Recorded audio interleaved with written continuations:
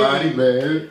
Technical difficulties, but welcome back to Talking That Talk official podcast. I go by the name of King Exodus, aka X. What's going on? It's your boy Juice, aka No One There, brother. Hey, the reason I'm smiling so much is, it's hilarious, man. It's hilarious. This guy over here, man. Yeah, shit happens, man. All right, man. Shit happens. Let's get into the subject, man. You wanted to talk about this. All right, so rest in peace, Young Dolph. Young Dolph. I'm going to go ahead and start that off there. Yeah, so this to the brother. This episode is inspired by the events that just passed today. Rapper Young Dolph was killed. So the thought came to my mind. And no, I don't know the details 100%. No, I'm not. I wouldn't even consider myself a fan of his music per se, like consistently. At least you're honest. Yeah. A lot of people be like, oh. Yeah, no bandwagon shit. But I do think it's fucked up that we have a repetitive cycle of negativity that tends to strike our community at a high rate, and it's coming from individuals on the lower side of our community and quote unquote the higher side. The successful people that's in an attempt to make it out completely of their neighborhood or their environment. So the thought just came to mind, it'd be a great conversation to have, great dialogue, things that need to be said and tackled. So just first off, seeing a black male reach a particular level of superstardom and getting into his riches and all these things, and to see us continuously revert back to old habits that brings upon our demise is something that happens over and over again. And I think we glorify the wrong shit as a community. And when people go out in these kind of ways, we glorify the way they went out if we quote unquote attach honor to it. You know what I'm saying? We have phases like death before dishonor. You know what I'm saying? And we live and die by that. Okay. So what I'm trying to say is, at what point does the lifestyle stop on the negative side, on the lower side? And of course we're gonna throw in the what they say, the crab in the bucket mentality. Crab in the bucket mentality. We're gonna hit all these topics, but I just wanted to start off as, when does it stop? You know what I'm saying? If you reach a particular level of success, of course you can't just go cold turkey on what you came from, but you do have to begin to grow and draw lines. You do have to separate yourself from situations. And like I said, we glorify the wrong thing. If another black man disrespect another black man in the public eye, we be like, man, you seen that shit? All right, so he a bitch if he don't clap back. You know what I'm saying? Instead of saying, add fuel to the fire. Instead of just saying you wrong for disrespecting another black man. You know what I'm saying? We do understand that there's a lot of whole activity that goes on and people check that, and then that can strike up a beef or a problem. Not talking about that. We just talking about at a high rate. When is the drama, the negativity, and the beef, when is it gonna stop? And when are we gonna glorify when people actually bury the hatchets? You know what I'm saying? You got like Jay-Z and Nas. You have a lot of rappers, Gucci and Jeezy, who buried the hatchet, moved past it. And you still got some people that saying, based on street rules, that's some whole shit. You know what I'm saying? You're never supposed to squash that. And somebody gotta die. And then you have other people that applaud the fact that they was able to end those negative beefs and turn it into currency. You know what I'm saying? People go on tour with each other now, they make music together because they was able to get over the quote unquote the street shit. So, not to be too long-winded, but after you make it to a certain level of success, when does the street shit stop? That's my intro. Oh man, that's a nice little intro, man. I figured I could have did better, but that's perfect. But I was having discussions with several people today, and everybody was like, yeah, man, dog got killed today. It's crazy you can't go back to your own neighborhood. And I kind of, I was like, I guess a part of me was just on some serious shit like, yo, let's not forget, there's been several attempts for this man to get assassinated in his own city. I was like, things that happen don't ever die out when it comes to beef. if it's street related, if it's never got squashed, or there's no way to end it, or there's somebody on neutral ground. If y'all ever notice, I want y'all to pay attention to what just happened with Kanye and Drake. What did Kanye do? He went and got Jay Prince. Jay Prince was the middleman for them to go talk, sit down, discuss, for them to end all beef. That's what people don't understand. Is what is actually needed. Is sometimes you got to get in contact with somebody that's on a neutral ground to be able to collaborate with both of y'all to come to some type of understanding or agreement to end war and make peace, right? And another person who also does that is shout outs to Brother Louis Farrakhan, Minister Farrakhan. If y'all ever notice, even in the hip hop community, people go to him as a neutral ground. Like this man plays a big part in squashing a lot of things, whether it's hip hop, things that have been in like streets or gangs, whatever it is. He's that man you talk to in order to have that sit down with the opposition and know nothing's gonna happen under the Nation of Islam while they're there. Like we know, like nothing's gonna happen. So I feel like that's gotta be the approach to certain things, and sometimes we need to have people come, have somebody from the other side or the mutual side to be able to sit down, two individuals or even a group to a gang, in order to see what type of dissolution they could come to for things to, break apart and possibly to rebuild. All right, and I'm also seeing a lot of stuff go on. There's like talking about the fact that for the last couple rappers that died in November, Mo 3, Young Dolph, King Von, people want to then tie Empire to it. They signed the Empire at one point in time before when their careers started taking off. But I told people like, hey, look, I want y'all to understand this. Like, don't really believe the hype when it comes to these situations. When they were beefing with people before they even signed to this record label or whatever, the distribution deal, whatever they had, and they were still getting to beefs afterwards. Some things is really just street related, and some things are still just intact as basically, what did you call it, second nature to who a person really is. In order for you to like really separate yourself, you got to move out your city. That's why they said once you get successful, leave your city. One of the things I seen Chief Keef do, all that killing, gun busting. Chief Keef is in Cali, away from Chicago. All he does is stream and play games now. Completely separated himself, right? And sometimes that's what's needed in order for you to grow and get away from the violence, right? We also had, wasn't that Lil Durk? He went from Chicago. He moved all the way to Atlanta. They're trying to separate themselves as much as they can from their past, so no more, cautions that happen on their end. But that's all I want to talk about. Is also people got to be able to separate themselves by leaving. Correct. And I know a lot of people who sometimes leave their community that they come from, black people, after they kind of get a little bit successful. Sometimes they feel like a fish out of water. Sometimes people actually want to go back just because they feel so out of place in making that transition. So I would definitely say that that's facts. And then, something light on the situation, but I think it should be brought up. We just done fighting. That's I mean, I know like a lot of, generations, it's definitely a difference of how we handle problems, but I'm like, damn, we don't fight no more at all. You know what I'm saying? Like, I can't have beef with another person, see them, not put my hands on them, but only wait to engage within the beef until I can go get a gun. Like, this is the thinking that people do. So I just wanted to bring that up. Some people just really quick to shoot. That's what really all it takes. Like, people don't understand. Like, when some individuals are well trained and licensed to carry, they know how to get a person to act in a manner that will allow them to shoot. So people fall for that with that draw in all the time. So that's also another thing if a person is just not ready to shoot.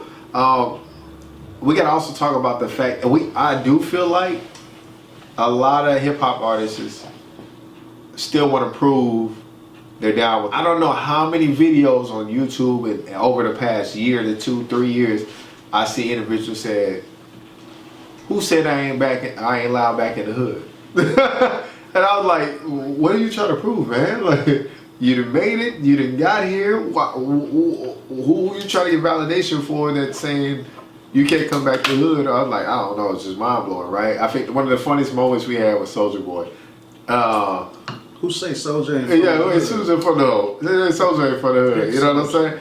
And it be stuff like that. I'm like, yo, what are y'all trying to validate? Y'all out there with $100,000 worth of jewelry on, about what, $30,000 in your pocket, maybe $50,000, driving a $250,000 car. Like, what y'all doing, right? And I was telling my homies in a group chat we had, I was like, bro, no death has affected me as much as Nipsey Hussle death, bro. Right? I remember I was on a date during that time period. I left that day for like 20 minutes. Cause I was on the phone talking to X. I was on the phone talking to other people, man. I was just like, man, what the fuck? But I can also say Nipsey was too comfortable, right? Yeah, I was telling them, like, bro, we know Nipsey's street, we know Nipsey hood, but Nipsey had got smart to a point where he understood he had to bring bodyguards in order for him to go back to his own neighborhood. Cause you start seeing some of the activities. But just happened that this incident happened, he gave his bodyguards an off day to where they could chill. He thought he was just doing something quick, and you know that incident happened, right? Mm-hmm. So I also would say that to artists, man, it's smart to have bodyguards around you at the same time, right? Before I get long with it, one of the second examples I give was Tekashi 6ix9ine. But he had a lot of hood dudes around him. Then you really start understanding the energy that comes with it when you with wolves and you're not feeding them. Then he was smart enough to go replace them and get bodyguards while doing what he do. But yeah, that's it, man. Okay, cool. Going back to the whole fighting scenario, I wanted to bring up a key point. Like, as a community, you have to control your own narrative. I don't care what the music say. I don't care what anybody says. You have control over your own narrative. So what I mean is, you have the power to give accolades where you feel like they should go. You could flip the whole scenario. If you hear a situation where a black man killed another black man with a gun, and it wasn't a situation that called for a gun, what if you flip the whole scenario? Instead of giving that person praise, you called him a bitch because of what he did.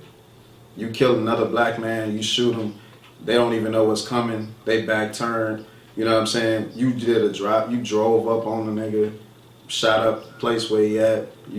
What if you labeled those people bitches? See, we praise the killers and we leave it at that. But then we don't have that mentality when somebody come kill one of our own. Now all of a sudden you crying, and now all of a sudden, you know what I'm saying, it hurt. But any other time, any other time we praise the killers. So like I say, fuck what the music say. You got the power to praise what you want to praise. I don't fuck with niggas that do shit like that. You know what I'm saying? You could have easily ran up on this man you had a problem with. You know what I'm saying? You know, back in the day, let's just stop there. Back in the days, which I think the most volatile point in existence is back in the sword and shield days. It's no more violence that took place besides that time period probably. You know what I'm saying? They had rules of engagement. Okay, we know we finna go to war, right? But we still could go to these other people's village, sleep in their house the night before the war. Eat food, feast. Hey, tomorrow at 6 o'clock, since we couldn't come to terms, we finna go to war. All right, tomorrow at 6 o'clock in the middle of the fucking desert. All right, bet. You slept in their house. Tomorrow at 6 o'clock, your group, their group, in the fucking desert somewhere, head-to-head combat. The kings and leaders would even meet in the middle. All right, we good, everybody straight. All right, ride their horses back. All right, 6 o'clock, y'all ready? Everybody engaged. It was still codes of conduct. Even when you look at the Western movie that just came out, the Black Western movie, you still realized, even though they was going to war with each other, it was still codes of conduct. Hey, you don't shoot another man that can't get to his gun first. You have a standoff. You know what I'm saying? It was still rules of engagement. It was still honor, codes of conduct. Nowadays, black people just killing black people with no remorse, no honor, no code of ethics, no nothing. And we still let these people come back to the communities and we praise them for killing people that didn't even have a chance to defend themselves. You just praising people just because they got bodies. Not even saying they got them in an honorable way or not. You know, we all want to gangbang, and then you look back at the original gangbangers. A lot of you motherfuckers would have not gangbanged if this was back in those days where it was fists, brass knuckles, baseball bats, weapons. Y'all came, whatever you can find. You know what I'm saying? Y'all wouldn't be gangbanging then. Change. If there was no guns involved, y'all would not be gangbanging. Tell me I'm fucking lying. Y'all would not be doing it if you couldn't just run up and shoot. So you control your own narrative. If you was calling these people bitches, then you got the Jack Boys. You know what I'm saying? You could easily go out there and hustle. You can easily go out there and flip your money, run schemes, do whatever you want to do. Right. But instead, I'm going to take my gun and I'm going to go steal from another person, right? I'm going to set them up. I'm going to do the whole scheme. And then we praise those people as well. Why? You set somebody up, pulled a gun on them, they didn't have their shit, they wasn't ready, and you took something from them. That make you a man? Catch you slipping was one of the... We praise the Jack Boys, we praise the killers until the shit come home. Then it's a different scenario. So that's my whole thing on the fighting point. We done ran away from manhood completely. Like, all these different time periods where shit was really popping. You know what I'm saying? People still manage to have honor, rules of engagement, but now that shit is out the window. And like I said, I brought up the banging aspect. If this shit was back in the day, fist fighting and all that shit, gangs would be empty like a motherfucker. Trust and believe that. So, I mean, I was about to say, but people also say the streets is the streets. So even though you're saying there's a rule and a conduct of that, there's different rules when it comes to the streets. We gotta also touch up on that. So everything you said, that will reflect people with morals and character. Versus people who are raised in the hood and the streets, they believe whatever method that's necessary, do it. If any, what Malcolm said, by any means necessary. We understand that's a speech, but that's also applied to the streets. You know what I'm saying? And one thing I was going to tell you, like even when you was talking, we got to remember Meek Mill's. That's also an old hood rule, not a rule, but also a folktale. Killer, it'll give you luck. You know what I'm saying? So it's different things that was impacted into people's minds that made them who they are at the same time. That's why, you know, as we're touching on the hip hop, we can look at all the times where artists is, like I said, what the validation of knowing they're climbing, but at the same time knowing they're still good where they go, and sometimes they want to test the waters, right? What is one of the big dudes we know right now was Big U. Big U, it don't matter wherever you go, everybody know, hey, that's Big U. Don't mess with him. Don't touch Big U. Mm-hmm. But Big U had actually worked his way up to that. Remember how we was going on through that whole fiasco of like figure out who Big U, like why he got so much power. But like I said, it's just different when it comes to like I said, when it comes to hip hop, right? We know people who's not gang banging that's basically just got passes, right? Oh, okay, you grew up in the hood, but you never got down. But look, we want you to push out the hood, the set, so it get known out there. So the homies who back home feel good about what they represent. You know, and that's how it also has what's the culture of diffusion, when it starts breaking out. Now you have your set in different parts of the country and areas and stuff like that. It's really big, like I said, for a lot of people who might be viewing us or understand, like, you know what I'm saying, it's just shit we his dude they went through. Mm-hmm. But a lot of this stuff, man, like I said, as we talk about these subjects, I would say it like this, even though we're talking about squashing beef and stuff, we got to remember it's been 10, 15 years before Jeezy and Gucci Mane had squashed their beef. Even before that, people was trying to have them sit down for the longest. They're like, nah, they got me locked up. I had to kill somebody, this and that. You know, so it's, to some people, squashing things, it's not as easy as we try to make it, like having that sit down. You got to remember, like, there was something on the episode previously. You said something that was very impactful. He's like, he said that's also agreed that when people can squash beef, that's something that can be looked at, that people can view on a positive note. Instead of like, oh man, they pussies, they like weak. But like I said, it's the individual's mindsets. Right. So pretty much I don't want to be confusing. Like, there's some grown men today in my world that I will never forgive for some of their actions. Mm-hmm. So I'm not saying squash all beef. What I'm saying is stop the dealing. nah, I'm not saying that either. hey, look, you gotta say something. You gotta say something. What I'm saying is we have to have a better system in place to which end we deal with each other. And they go back to the banging. Like, originally, black gangs were created to protect the black community from white gangs that would come into the community and fuck it up. Mm-hmm. So even Tukey Williams, he had a realization that he, I guess he put in writing or somebody told his story for him, and it was pretty much he created his entire mind frame around being bullied by gangs originally. Mm-hmm. So he had this whole conception of building a gang to go against the bullies, and then later on, what he created became a bully within itself. So it's like the same monster he was trying to defeat, he became simultaneously until he can capture the consciousness behind what he was doing. So if you have a creator, right, of an entire movement that has influenced so many people, came to the realization that I did it the wrong way, let me try to fix it, what message does that relay to everybody else, just black in this country, that's following the gang mentality? You know what I'm saying? So it's kind of like, it shouldn't take a life sentence, so many near-death experiences and all these things for you to grow into a higher consciousness of, I'm not saying separate completely, but become conscious enough of why you're doing what you're doing, where it came from, and what you can do to transmutate that energy. A lot of people just be like, look, this is who I am, this is what I come from, and it's just what it is. Right. And then you got some people that's like, look, this is what I come from, this is what it is, but it's more out there. Jay-Z is a perfect example. You feel me? And one person I gotta give their flowers. Look at Game.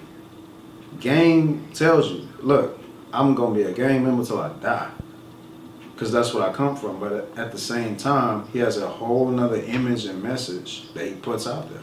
Right. Now, I'm not saying he makes every right decision all the time, because I'm not saying be an angel, but you have to have a balance, and this is where mentors come into the conversation. Right. Black people become successful, especially in rap, and a lot of them don't take the time to actually go out and get mentors outside of rap, or even within rap alone. Sure, you need both. You need both. Right. People don't understand that. Right. But we, as a people, it's something about us, mentors and shit like that, we like, I'm too good for that. And then you can't tell me nothing. You know what I'm saying? Like the ego and the arrogance and all these kind of things. You know, so, I didn't mean to cut you off. The baby line just popped in my head. What'd he say, man? Go and say what he said, man. He said, what he said? He said, I'm cool on a mentor. I'm cool. Oh, he said, I'm cool on a mentor. I figure this shit out. And see, I was like, but he keeps falling in more shit. Correct. And that also comes from the lack of the most important mentor possibly, because I don't know his story, but some of us come from families where we don't have these kind of connections and access to our fathers. Whether the father was a deadbeat or whether he on child support and the mom's like a brick wall, whatever the case is. Father's like. Some of us don't have that connection to the mentors that you need prior to getting mentors that you don't know. So your biggest mentors are your parents. Should be. You feel me? So if you don't have those kind of connections, it can fuck you up later on in life when other people try to sit you down, teach you something, and tell you something. Especially if you feel like you got it out the mud, you did it by yourself, you raised yourself up by the bootstraps. You know what I'm saying? A lot of people praise Tupac, but Tupac said, well, T didn't say it, but even in the movie and all that shit, you see that he really didn't listen to a lot of people. So sometimes prematurely, if you have to step into an adult's shoes too early, and you get thinking like that for so long, you still forget that you're young, and you still within a learning process. Right. That escapes your brain. Now you only know, if I was making decisions that I shouldn't have made prior to me being an adult, I already think like an adult, so can't nobody tell me shit. So we have to study different cultures. You know what I'm saying? You have to. Some people I know, they so pro-black, their library is pro-black. That's a problem because you have many authors from different ethnicities that can teach you a lot of things. A lot of shit. So you got to step outside of your own walls of confinement.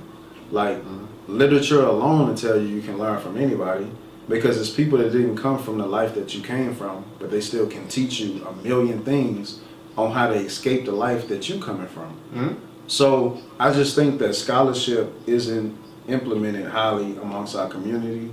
Mentorship, leadership, all these kind of things, all the good ships. You know what I'm saying? So we have to implement these kind of things within our community. And we got to read. We got to step outside our boundaries in order to become successful and maintain a success. So you got people like Jay-Z. A lot of people say, since he don't rap like he did in the beginning of his career, I can't fuck with it. I'm not trying to listen to him talk about art and all this other kind of shit. I want that street shit, right?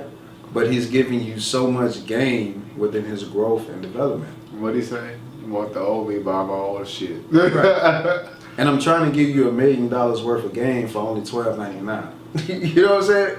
He's telling you these things. So a lot of people can look at his lifestyle, seeing his growth and progression, and still can't connect with his message because it don't reach them on the level that they want to connect with. Right. That's so. Go. Everything don't have to be so watered down. Everything don't have to be so hood in order for you to catch it. Especially if you see people that came from where you came from and made it 10 times further than what you can ever dream you can ever go. So you have to step outside your comfort zone, your walls of confinement, and learn new things outside of what you know. A lot of us don't understand that. So. Right, so two people I bring up real quick on what he's talking about that I can give you the next example is one person, a majority of y'all don't know about, and he's a black billionaire, right? So you have, who that is now, right? They know, oh man, he's the guy with the option stocks, he's with Earn Your Leisure and stuff. But there's also a dude who's heavy and invested in himself. His name is Stephen Smith. Stephen Smith is a black billionaire that majority of people don't even know. And he's an investor, right? You got Wall Street Trapper, he's gonna dress like us. Then you got Stephen Smith, who's a billionaire, who's gonna dress professionally. And people are gonna wanna, that's why if you pay attention to Wall Street Trapper, he says, you know, I wanna dress to the people I can relate to. Right? And see, there's power in that, but I can also say, whether people want to believe it or not, there's manipulation in that too. Right? Because I dress like you, you think I am you, but I could be just using you to get your fucking money. That's why you got some of these black businesses getting hit right now with lawsuits all over the fucking world, because they know as long as we dress like you until you support us, people gravitate to that quicker. But the people who are kind of put aside to the, you know, just the image and actually test these people out, they know they're full of shit. So that's what you need to be able to understand, right? You had the instance with Jake Paul and Willie. Willie said to Paul, he said, "Who dresses like that, bro? Like, you're not from our culture." And that's another thing you gotta learn. Some of these people are not from your culture, but will dress like you, and y'all niggas will eat that shit up. So, you know what I'm saying? Like, nobody preaching too quick, man, but you gotta be able to look at people that look like you and people who don't look like you. That's power within itself. I tell X all the time, bro, when I'm not dressed like urban or just simple, I'm out here networking with niggas. I'm in some loafers, some Chelsea boots, whatever it takes. You know what I'm saying? Like we at the bar. Hey, look, let me get a first round for everybody here. What people don't understand, there's power in being generous and being bold, bro. Being generous goes a long way, right? We got to a point where if we're kind to somebody, we feel like we're being used. No, baby, that's the name of the game to get hired, right? This is. Let me talk some business real quick with you, right? Go ahead, man. Go ahead. You cannot get nowhere in this world by yourself. Somebody has to look at you and be like, Let's pull him up real quick. Let's see what he got. Let's bring him around the boards. Let's see what he gonna do. Reason why ain't nobody did that with you because you want to do shit by yourself. I don't want to do shit by myself. I'm telling you that right now. That shit's stupid as fuck. That shit is crazy. Like so, sometimes when I hear people like I'm a one man team, I'm like you're a fucking idiot. Idiots with an I. I was like, go ahead, tire yourself out. Tell the world I did it all on my own. It's gonna take you about 20, 40 plus years where you had people around you that would have helped you out, or if you just would have opened your mouth, it would have created power within it, right? One of the best, what is his name? One of the best, I can't think of his name, philosopher at the time. He was confined by himself. Confined by himself. In fact, he was so great. Later on, they made him drink poison and die. Was Socrates? I don't know if I forgot if it was Socrates or not. But had he been attached to groups, when people go to attack you, they'll let you know, you can't touch that. Why you think CEOs come down and train the next groom and the next man to replace them? Some of y'all don't even understand that. Y'all so worried about not being replaced. You should be looking at, I need somebody to replace me in the future. Let me train somebody. Y'all don't even know the game, bro. Let me start talking, man. Let me start talking. All right, man. Hey, welcome to the show, man. That's my co-host, man. That's Juice, man. If you already know, that's Juice. But yeah, so one important thing I would bring up with Wall Street Trapper, for people that don't know, he's somebody that spent a majority of his life behind bars. Completely, you know what I'm saying, grew up with the shit. But his experience that he got behind the walls, it was a white guy that was incarcerated as well, that gave him the game, sparked his brain, and then from there, he didn't completely gravitate towards it correctly 100%, but it was within him, the seed was planted. So, needless to say, once he made it, or was in the process of transforming, he said, look, I had to change the way I approached other black men. Coming from where I come from, I think he from the 17th in New Orleans. So he was saying, or close to the 17th. I think he was in the area that was real close to No part of me giving you a story. But he from Louisiana, for people that don't know what I'm talking about. So he said, I had to change the perception of even me looking at another black man for too long. If we make contact, I had to stop thinking the way to approach this situation is like, what's up, bro? Like, we got a problem? Or I had to flip the scenario and be like, what's up, King? Little things like that can give you a different reaction to the situations that you raised in. A lot of us are raised in a lot of volatile situations. Like myself personally, I tell a lot of people, I really didn't smile before the age of 21. No bullshit. Ooh. You know what I'm saying? I never really talked a lot. I never really did these things because the way I thought, these things make you seem weak within the way people perceive you. So I'll be the dude, you know what I'm saying, like this, just waiting for some shit to pop off. So now, people that probably see me talking, laughing and all this shit is probably like, what happened with this guy? This is different. You know what I'm saying? So, but I had to step outside my boundaries. I had to step outside of my comfort zone, get around other groups of people, grow up, for one, to allow myself to see things from a different perspective. So I wanted to bring up the whole other group scenario because every group bang on their own. But they have a mentality that past a certain point, we're still a group. And we still got to compete with other groups. You think white people don't kill each other? You crazy. Out your motherfucker. It's a blood sport. Look at the statistics. They actually have a higher percentage of killing each other due to gang violence and violence upon themselves than black people. But you never would know that unless you study the statistics. Look at the numbers. You got to look at the numbers. You looked at the analytics and stepped outside the narrative, you never would know that. You would actually think the opposite. And have higher welfare. So how is it that all these other groups of people can have beef amongst themselves but know when to turn it off and know that we still competing against other groups? Right. Something we lost. We lost that sense of I still belong to something. Other than my street, my hood, my city, my state, you still belong to something that's bigger than that, which is your culture, your race, your ethnicity. You still belong to something outside of yourself.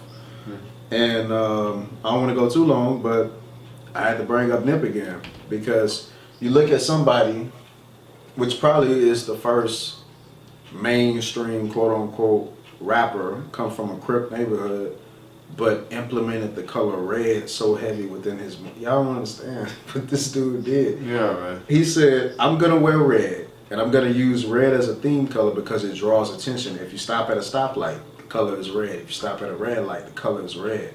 He understood red drew attention, so he was gonna implement red within his marketing tactics. Red hunger. Red is a lot of things. People don't understand how powerful red is. So people don't understand what he was doing. Now he got his whole hood wearing red, and he broke a lot of these barriers because he was able to think and step outside the box. Right. Some of y'all, when we talk about this crab in a bucket mentality, you so within fucking four corners that you can't see yourself outside of that, and that's the problem. You have to see yourself outside of the things that's trapping you within yourself, and that's your perception. So I'll let you piggyback off of that. I mean, yeah, man, since we're on Nip, also when he did that, people tried to test him too, right? On Breakfast Club, they was like, "Do you get in trouble for wearing red?" He said, "No, you don't get in trouble for being a real one." He's like, "I like red because I like how it looks with gold on me And too." these my clothes. And he's like, These you know my what I'm clothes. saying? And that's a lot of things what people don't understand, right? That's why I love one of Rick Ross's lines. He said, what he said? He said, "I'm colorblind, but you want to get my attention, throw up a dollar sign." So you got to understand that colors, like, as I got older, colors stopped being like really big on me. It's just more so became about currency and money. And a lot of people just got to really be able to realize life is more than that, right? That's why it takes the right people to be around. That's why I love what Kevin Samuels says, "Look, I don't like you, I don't like me, but let's find something we can agree on." A lot of people don't fucking do that. Like, if I got a problem with somebody, fuck it. Let's just find something we both agree on, right? I don't like you, I don't like me. That's why I love the fact when I'm able to connect with people who can separate business from personal from business, right? Reason why people can collaborate better is because when you can separate, things can happen, right? Me and my cousin, sometimes we get into it, right? I talk about this ex all the time, right? But I didn't pay attention that we're actually like Marlon Wayne's on a conversation he had. He said white people get together and be like, "Man, fuck you." And then the next day they get back together and be like, "All right, man, I was just gonna bring that. I got shit this up. business plan. What can we do to make it happen?" Right. Like, that's what we gotta have happen, bro. If we don't see eye to eye, at least the next day let's talk about something else different. And I noticed we've been doing that for the longest. I said, this is why this shit works. We'll go head to head, separate personal from business, business from personal. The next day, we'll be like, "All right, man, here's the idea." A lot of people don't do that in today's times. Right. We go head to head. Fuck it, it's war. Fuck that nigga. Fuck his bitch. His wife. His daughter about to be legal? Oh yeah, I'm gonna get like all that shit. Oh, his son? Yeah, I'm gonna get the little nigga then. Like, it's crazy out here, but everything I'm saying, it's still related even in hip hop. They do that shit. 100%. Man, he didn't want to let me wear my clothes. Shit. He didn't want to do the tour for 15% more. Fuck it. Let's you know what I'm saying? I gotta come to agreement when it comes to this beaches of their war, but that's all I got right there. Powerful. I close out Napoleon. Everybody knows about the great war general, Napoleon, right? He eventually became a victim of his own success. His arrogance separated him cerebrally from his own tactics that made him successful. And then he fell off. Right. So pretty much throughout the conversation is, black man, even though you striving towards success and you becoming successful and you can, you know what I'm saying, bridge gaps that was impossible, you can do all these things. Still remember, you never want to become so arrogant that you fall off of your empire. Whew. You know what I'm saying? You want your empire to be a marathon. You want to continue to run that race. The minute you begin to think that certain things can't happen to you, you become too complacent, too comfortable, you can get wiped off the board. Empire gone. Shit taken away. So always keep that in mind. And going back to the banging mentality, you have to realize that maybe you're not banging the correct way, right? So you got all these cops killing black people on camera. You got all these things going on, and they've been going on throughout time periods. We have not unleashed that rage and banging mentality on people that don't look like us, even though they inflict a lot of damage upon us publicly, right? So you got to question, are you really banging? Or what is your mentality behind banging? Because you can go and shoot up some shit and you don't even know if the op there, whatever the case is. You can shoot up somebody's house, grandma house, mama house, mama business, grandma business. Shoot up a park, you don't even hit them, you hit everybody else outside. And we praise that. But yet and still, you have people that don't belong to our community that make us look like the biggest bitches on planet Earth. You know what I'm saying? If you go fuck up an Asian person, they have things that will retaliate against you. The mind state. You had, even now, Asians got the Asian crime hate bill passed and all this other kind of shit. They have bills. You know what I'm saying? You go, we don't have the mentality of, oh, a white person just killed a black person on TV. Let's go to a white neighborhood and fuck it up. No, you don't even have that mentality. And I'm not saying do that, but if you are banging for something, what are you banging for outside of yourself? Because obviously we're not banging right. Because when it comes to us, we kill ourselves 10 times faster, no questions asked, hands down, it's done. But when other groups step into our community and wipe us out, we do nothing. You know what I'm saying? You have the Trayvon Martin situation. All these situations, their killers are still walking around freely, untouched. You know what I'm saying? When the little white kid shot up the Black Lives Matter movement that he in trial for right now, white people put up $100,000. Yeah, they get out of jail. To get him out of jail, put some money in his pocket. We don't have that mentality with them banging. We only know fuck up your own by any means necessary. Malcolm X, right? But we don't have that mentality when it comes to people that don't look like us. So I would say from that point, read books, study information, find out where did you get this mentality from and how you're using it effectively. And I'll leave it at that. We look at, Chinese people, all these different people, they still have a mentality that says, I'm going to buy from my own. I'm going to promote my own. Even if I got problems with him, like you said about Marlon Wayans, he realized the difference within his people from other groups of people within being in business. They can have quarrel, beef, whatever words you want to use, but they still understand business outside of that and how it affects their group. So I'll close out on that. Definitely. That's why when you said affect their groups, one of the main things that I talked about when being in power positions and not breaking away relationships, right? Mm-hmm. One of the biggest ones I brought up was Bill Clinton and Hillary Clinton, right? Once there was a power within politics, like we understood, like, hey, look, no matter what happens, we don't break this family, especially not what we built. You understand that's a brand as well. So, like I said, it's a lot that goes into what these people do in order to keep the ethnicity and race-wise that we don't mind just throwing that shit away.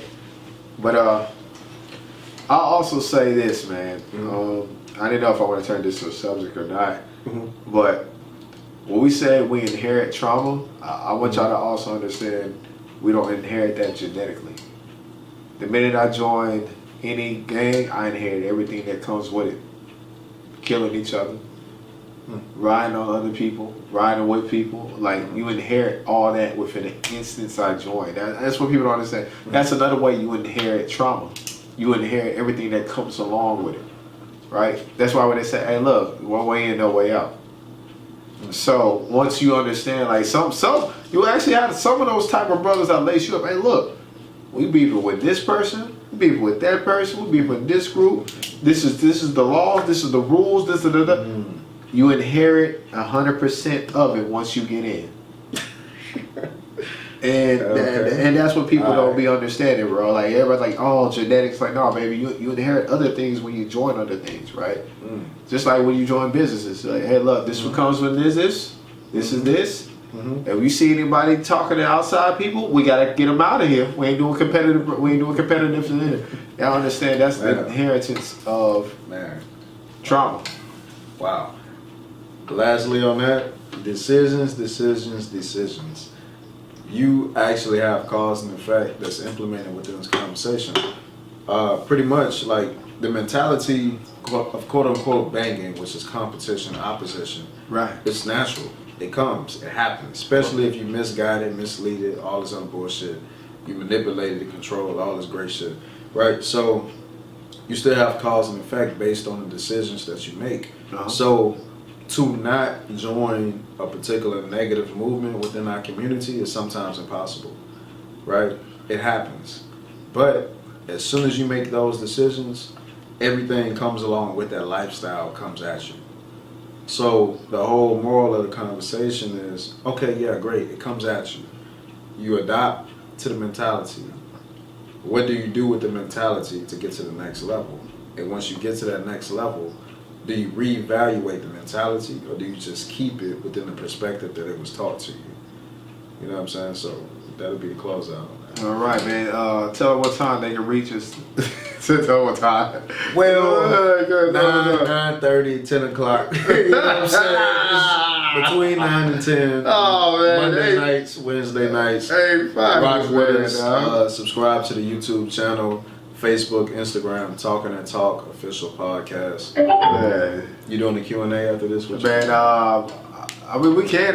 We do a Q&A over this a little bit. I mean, got a little time on this. All right, guys. Catch y'all later, man. Rest in peace, Young Dolph.